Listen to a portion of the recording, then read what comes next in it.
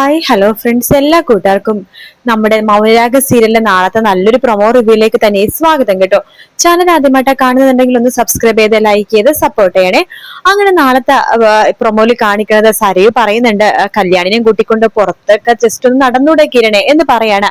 കിരൺ പറയുന്നുണ്ട് അവൾക്ക് വീട്ടിൽ നിന്ന് മതിയായെന്നാ പറഞ്ഞത്, പുറത്തിറങ്ങണമെന്ന് പറഞ്ഞിട്ട് എപ്പോഴും ബഹളമാണ്. നോക്കട്ടെ, തൊട്ടടുത്തൊരു ഗ്രൗണ്ട് ഇല്ലേ, ആ ഗ്രൗണ്ടിൽ നടത്താൻ വേണ്ടി കൊണ്ടുപോകണം എന്ന് സരയു പറയാണ്. അത് കേട്ട് കിരൺ പറയണ്ട്, നാളെ മുതലാവട്ടെ ആ ഗ്രൗണ്ടിൽ അവളൊന്ന് നടത്താൻ വേണ്ടി കൊണ്ടുപോകണം എന്ന് കിരൺ പറയുന്നതാണ്. സരയു പറയണ്ട്, നിങ്ങൾ നാളെ നടക്കാൻ പോവാണെങ്കിൽ ഞാനും കൂടെ വരാൻ കേട്ടോ, എനിക്കും ഒന്ന് നടക്കണം എന്ന് പറയണം. നിനക്ക് പ്രസവം കഴിഞ്ഞ പിന്നെ വണ്ണം കുറച്ച് കൂടിയിട്ടുണ്ട് സരയു, നീ ഹെൽത്ത് ചെക്കപ്പ് ചെയ്യാറില്ലേ? നമ്മുടെ കമ്പനി എല്ലാ മാസവും ഇവിടുത്തെ സ്റ്റാഫുകൾക്ക് ഫ്രീ ആയിട്ട് ഹെൽത്ത് ചെക്കപ്പ് നടത്തുന്നുണ്ട്, നിനക്ക് അതൊന്ന് ചെയ്തൂടെ? വേണ്ട കിരണ, ഇനി അതൊക്കെ ചെക്ക് ചെയ്തിട്ട് വേണം എന്തെങ്കിലുമൊക്കെ അസുഖം ഉണ്ടെങ്കിൽ അത് അറിയാനായിട്ട്. സരയു അങ്ങനെ പേടിച്ചിരുന്നിട്ട് കാര്യമൊന്നുമില്ല, നമ്മുടെ ഹെൽത്ത് നമ്മുടെ ഏറ്റവും വലിയ സംഭവമല്ലേ, അപ്പൊ നമ്മളതൊക്കെ ചെക്കപ്പും കാര്യങ്ങളും ചെയ്ത് അതിനു വേണ്ട കാര്യങ്ങളൊക്കെ ചെയ്യണം. എന്തായാലും നാളെ നടക്കാൻ പോകുമ്പോഴേക്കും നിന്നെയും കൂടി വിളിക്കാം, നീയും കൂടി നടക്കാൻ വേണ്ടി പോരെ എന്ന് പറയാണ്. ശരി. ഇത് കേൾക്കുമ്പോ കല്യാണിക്ക് ഭയങ്കര സന്തോഷവും, കാരണം വീടിന് പുറത്തിറങ്ങിയാൽ മതി കാത്തിരിക്കുക അവള്. പിന്നെ ആ വിക്രമം എന്ന് പറഞ്ഞവൻ ഈ പരോളിൽ ഇറങ്ങിയോണ്ടാണ് ഞാനും ആകെ മടിച്ചു നിൽക്കുന്നത്. ഇനിയിപ്പോ ആരെയും പേടിച്ചിട്ട് കാര്യമില്ല, ഓരോരോ ശത്രുക്കൾ പോകുമ്പോ വേറെ ഓരോ ശത്രുക്കൾ തന്നെയല്ലേ, അവരെ പേടിച്ച് വീടിന്റെ അകത്ത് നിൽക്കേണ്ട കാര്യവും ഇല്ലല്ലോ. അതേ കിരണേ, അതാ ഞാൻ പറഞ്ഞത്, അവളെയും കൊണ്ട് നടക്കാനൊക്കെ പോ, പിന്നെ ഞാനും നിങ്ങളുടെ കൂടെ വരാം, അപ്പൊ പ്രശ്നമൊന്നും ഇല്ലല്ലോ എന്ന് പറയാണ്. ശരി എന്ന് കിരൺ പറയണ്ടേ. അങ്ങനെ സരയു അവിടെ നിന്ന് പോവാണ്. നേരെ പോണത് വിക്രത്തിനെ കാണാൻ വേണ്ടിട്ടാണ് കേട്ടോ. സരയു വിക്രത്തിന് പറയണ്ട്, നാളെ അവളെയും കൊണ്ട് ആ തൊട്ടടുത്തുള്ള ഒരു ഗ്രൗണ്ട് ഉണ്ടല്ലോ, അവിടെ കിരൺ നടക്കാൻ വേണ്ടി ഇറങ്ങുന്നുണ്ട്, കൂടെ ഞാനും ഉണ്ടാകും. അത് നന്നായി സരയു, നീ കൂടെ തന്നെ ഉള്ളതാ നല്ലത്. അവള് എന്റെ തോക്കിന്റെ വെടിയുണ്ട കൊണ്ട് അവള് നിലത്ത് വീണ് പെടയുമ്പോഴേക്കും നീ കൂടെ തന്നെ വേണം, നിനക്കത് കണ്ട് സന്തോഷിക്കേണ്ടേ സരയു? വേണോടാ, ഞാൻ ജീവിതത്തിൽ ആഗ്രഹിക്കുന്ന ഒരു കാഴ്ചയാണത്, അത് നീ എനിക്ക് കാണിച്ചു തരണോടാ വിക്രം എന്ന് പറയുമ്പോ തീർച്ചയായിട്ടും നാളെ നിനക്കത് കാണാൻ സാധിക്കും. അല്ല, നാളെ നടക്കാൻ വരുമെന്ന് ഉറപ്പാണല്ലോ അല്ലെ? ഉറപ്പാണ്, നാളെ അവൾ എന്തായാലും നടക്കാൻ വരും. കിരണിനോട് ഉറപ്പ് പറഞ്ഞിരിക്കുക, പിന്നെ എന്നോടും നടക്കാൻ വേണ്ടി വരണമെന്ന് പറഞ്ഞിരിക്കുക, ഞാനും വരാന്ന് പറഞ്ഞിട്ടുണ്ട്. എടാ, നിനക്ക് ഷൂട്ട് ചെയ്യാനൊക്കെ അറിയാലോ അല്ലെ? എടി അറിയാടി, നാളെ വെള്ള പുതപ്പിച്ച് അവളെ ആംബുലൻസിൽ കൊണ്ടുവരുമ്പോഴേക്കും അതിന്റെ അടുത്തിരുന്ന് വാവിട്ട് നിലവിളിച്ച് നീ കരയണം. നിന്റെ കരച്ചിൽ കണ്ട് കിരണ സഹതാപം വരെ തോന്നണം. ആദ്യമൊക്കെ ചിലപ്പോ നിന്നെ വിവാഹം കഴിക്കാൻ കിരൺ താല്പര്യമൊന്നും കാണിക്കില്ലായിരിക്കും, പക്ഷെ കല്യാണി മരിച്ചതിന്റെ വിഷമത്തിന് അവൻ എത്ര നാളത് ആലോചിച്ചുകൊണ്ടിരിക്കും. കുറച്ചു കഴിയുമ്പോൾ അത് മറന്നോളും. കൂടി വന്ന 1-2 വർഷം, 2 വർഷം കഴിയുമ്പോഴേക്കും പൂർണ്ണമായിട്ട് അവൻ അവളെ മറക്കും. പിന്നെ കുഞ്ഞിനെ വേണ്ടിട്ടെങ്കിലും വേറൊരു വിവാഹം കഴിച്ചല്ലേ പറ്റൂ.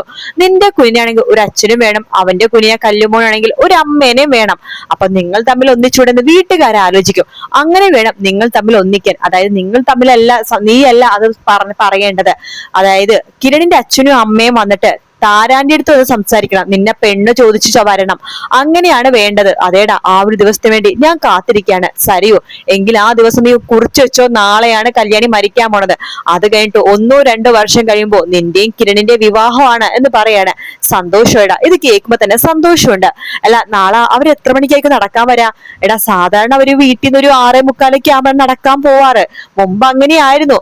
എന്തായാലും 7 മണിക്കുള്ളിൽ അവര് ഗ്രൗണ്ടിൽ എത്തുമായിരിക്കും എന്നാണ് എനിക്ക് തോന്നുന്നത്.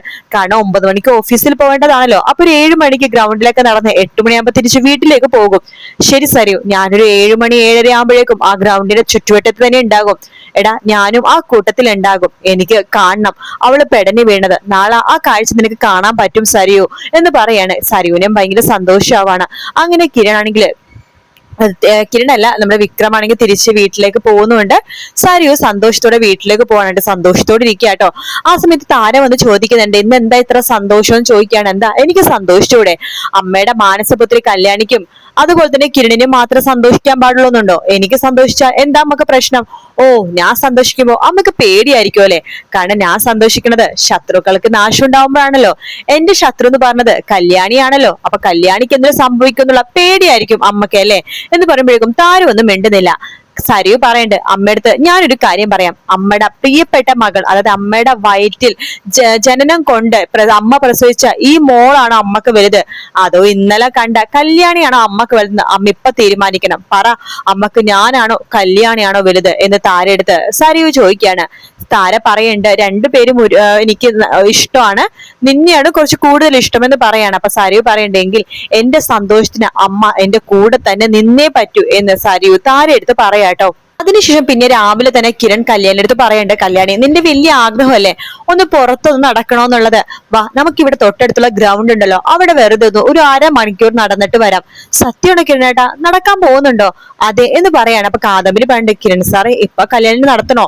അവൾ ഇപ്പോഴാണ് പിച്ച വെച്ച് തുടങ്ങിയത്. ഇന്നലേക്ക് അച്ഛനാണ് അവളെ കൈ പിടിച്ച് വരാന്തയിലേക്ക് നടന്നത്. എനിക്കറിയാം കാദംബരി, പക്ഷെ അവൾക്ക് നടക്കണമെന്ന് വാശി പറയല്ലേ, പിന്നെ ഞാൻ കൂടെ തന്നെ ഉണ്ടല്ലോ, അതുകൊണ്ട് കുഴപ്പമൊന്നുമില്ല എന്ന് പറയാണ്. കല്യാണി നിനക്ക് പോണോന്ന് ഉറപ്പാണോ മോളെ? കുറച്ചു ദിവസം കൂടി കഴിഞ്ഞിട്ട് പോയാ പോലെ, 2 ആഴ്ച കൂടി കഴിഞ്ഞിട്ട് നിനക്ക് നടക്കാൻ പോയാ പോരെ എന്ന് കാദംബരി ചോദിക്കുമ്പോ കല്യാണി പറയണ്ട, ആ ചേച്ചി എന്തിന് 2 ആഴ്ച എന്ന് പറയണത് എനിക്ക് അറിയാം. വിക്രം പരോള് കഴിഞ്ഞിട്ട് അകത്തേക്ക് പോകുമെന്ന് വെച്ചിട്ടല്ലേ? അതെ, ആ പേടിയും എനിക്കുണ്ട് ചേച്ചി. ഇങ്ങനെ പേടിച്ചിരുന്നാലോ? അങ്ങനെ പേടിക്കേണ്ട ഒരു കാര്യമില്ല കിരണേട്ടാ, ഞാനേ ഈ ഡ്രസ്സ് ഒന്ന് ചേഞ്ച് ചെയ്തിട്ട് വരാം എന്ന് പറഞ്ഞിട്ട് കല്യാണി നടക്കാനുള്ള ഡ്രസ്സ് ഇട്ടോണ്ട് വരുവാട്ടോ. അങ്ങനെ കല്യാണി കിരണോട് പറഞ്ഞു, കിരണേട്ടാ എന്നാൽ നമുക്ക് പോയാലോ? പോകാം. പിന്നെ സരയും ഗ്രൗണ്ടിൽ വരാന്ന് പറഞ്ഞിട്ടുണ്ട്. ആണോ? അവളും നടക്കാൻ വരുന്നുണ്ടോ എന്ന് ചോദിക്കുകയാണ്. ആ അവൾക്കും നടക്കാൻ വരുമെന്ന് പറയണ്ടെന്ന്. വെറുതെ ഇരുന്ന് ഇപ്പൊ കസേരപ്പുറത്ത് വെറുതെ ഇരിക്കല്ലേ, അപ്പൊ അതുകൊണ്ട് വണ്ണം വെക്കുന്നു എന്നൊക്കെ അവള് പറഞ്ഞത്. അതുകൊണ്ട് അവളും നടക്കാൻ വരുന്നുണ്ട്. ആഹാ, അത് ഏതായാലും നന്നായി കിരണേട്ടാ, ഒരു കൂട്ടായല്ലോ എന്ന് പറയാണ്. അങ്ങനെ കിരണും കല്യാണിയാണ് ആദ്യം ഗ്രൗണ്ടിൽ എത്തുന്നത്. പക്ഷെ അതിനു മുമ്പ് അവിടെ എത്തുന്നുണ്ട് നമ്മുടെ വിക്രം കേട്ടോ. വിക്രം ഇങ്ങനെ കാത്തിരിക്കുകയാണ്, സരിയും വരാന്ന് പറഞ്ഞിട്ട് ഇതുവരെ വന്നില്ലല്ലോ എന്ന് വിചാരിച്ച് കാത്തിരിക്കുന്ന സമയത്താണ് അവിടേക്ക് സരിയും വരുന്നത് കേട്ടോ. സരിയു കിരണോടും കഴിഞ്ഞിട്ട് പറയുന്നുണ്ട്, അതെ ഞാൻ കുറച്ച് താമസിച്ചു പോയി എന്ന് പറയാണ്. കിരൺ ചോദിക്കേണ്ടല്ല, നീ നടക്കാനാണോ ഈ വേഷത്തിൽ വന്നിരിക്കുന്നത്? അതെ, ഈ വേഷത്തിൽ എന്താ കുഴപ്പം? എടി സരയോ, നടക്കാൻ വേണ്ടി ആരെങ്കിലും സാരി എടുത്തോണ്ട് വരോടി? ഇതുപോലത്തെ ഏതെങ്കിലും ഡ്രസ്സ് ഇട്ടിട്ടല്ലേ വരുള്ളൂ? അയ്യോ ഞാനത് ഓർത്തില്ലടാ, ഞാൻ പെട്ടെന്ന് വെറുതെ ഒന്ന് ജസ്റ്റ് നടക്കാൻ വെച്ചിട്ടാ വന്നത്. ഒരുപാടൊന്നും ഞാൻ നടക്കുന്നില്ല, വെറുതെ ഒരു 10 മിനിറ്റ് നിങ്ങൾ സംസാരിച്ചിട്ട് പിന്നീട് വീട്ടിൽ പോകാന്നാ വിചാരിച്ചത്. അത്രേ ഉള്ളൂ. നാളെ മുതൽ ഞാൻ നിങ്ങളുടെ കൂടെ നടക്കാൻ വരാം എന്ന് പറയാണ്. എങ്കിലും ശരി എന്ന് പറയണ്ട. സരിയും മനസ്സിൽ വിചാരിക്കുകയാണ്, പിന്നെ നാളെ എനിക്ക് നടക്കാൻ വരാൻ പറ്റില്ല, കാരണം കല്യാണി മരിച്ചതിന്റെ നാളെ കാര്യങ്ങളൊക്കെ ആയിരിക്കില്ലേ, പിന്നെ ഞാനെങ്ങനെ നടക്കാൻ വരും എന്നൊക്കെ മനസ്സിൽ ഇങ്ങനെ വിചാരിക്കുന്നുണ്ട് സരയു കേട്ടോ. അങ്ങനെ അവര് 3 പേരും കൂടി നടക്കാണ്. സരയും മുൻപിൽ നടക്കുന്നുണ്ട്. കിരണാണെങ്കിൽ കല്യാണിനെ ചേർത്ത് പിടിച്ച് നടത്തുവാട്ടോ, കാരണം കല്യാണിക്ക് നടക്കാനൊക്കെ ചെറിയ ബുദ്ധിമുട്ടും കാര്യങ്ങളൊക്കെ ഉണ്ട്. അതുകൊണ്ട് തന്നെ കിരണാണെങ്കിൽ കല്യാണിനെ ചേർത്ത് പിടിച്ച് നടത്തുവാണ്. അത് കാണുമ്പോ സരിയുടെ വല്ലാത്ത ദേഷ്യം വരുന്നുണ്ട് കേട്ടോ. അവൻ അവളെ ചേർത്ത് പിടിച്ച് നടത്തണ കണ്ടില്ലേ, എനിക്ക് ദേഷ്യം വരുവാ. ആ ഇന്നത്തെ അവസാനത്തെ ദിവസമല്ലേ, ഇന്നും കൂടി കഴിഞ്ഞാൽ പിന്നെ ചേർത്ത് പിടിക്കാൻ അവൾ ഉണ്ടാവില്ലല്ലോ എന്ന് പറഞ്ഞ് സന്തോഷത്തോടെ ഇങ്ങനെ നിൽക്കുകയാണ് നമ്മുടെ സരയു കേട്ടോ. ആ സമയത്ത് അവിടേക്ക് വിക്രം വരുന്നുണ്ട്. വിക്രം വന്നിട്ട് തോക്കും ചൂണ്ടി നിക്കാട്ടോ കല്യാണിനെ കൊല്ലാനായിട്ട്. അങ്ങനെ കല്യാണിനെ തന്നെ നേരെ ഉന്നം വെച്ചുകൊണ്ടിരിക്കുകയാണ്.